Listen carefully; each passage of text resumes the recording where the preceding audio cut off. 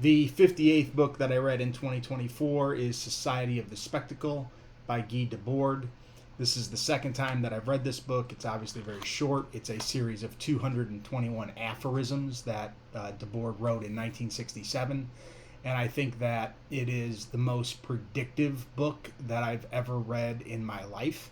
I think it is more applicable today than it was in 1967. It is basically about how media is changing the world into a world that needs spectacle, that commodity is overcoming the person that purchases the commodity, that inauthenticity is overcoming authenticity, that falsehood is overcoming truth. He wrote this at a time when there was no internet, there was no social media, and yet and those words don't obviously come up in the book, but what he writes is so magnified by the things that we have in our society today. And I think it says so much about the politics of today and how candidates can't just talk about policy.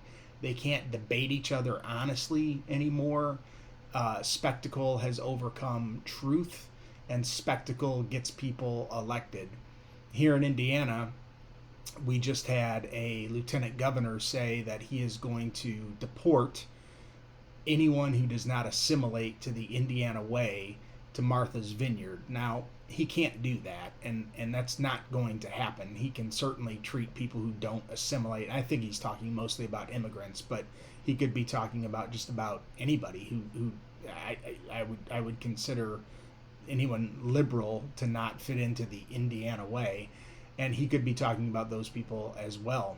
So the spectacle of saying that, right, draws attention to him, which in this day and age is a commodity itself. Attention and spectacle is a commodity itself.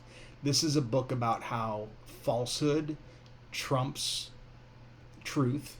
This is a book about how inauthenticity trumps authenticity. And this is a book about how plagiarism is embedded in our everyday lives, and we're just kind of okay with that.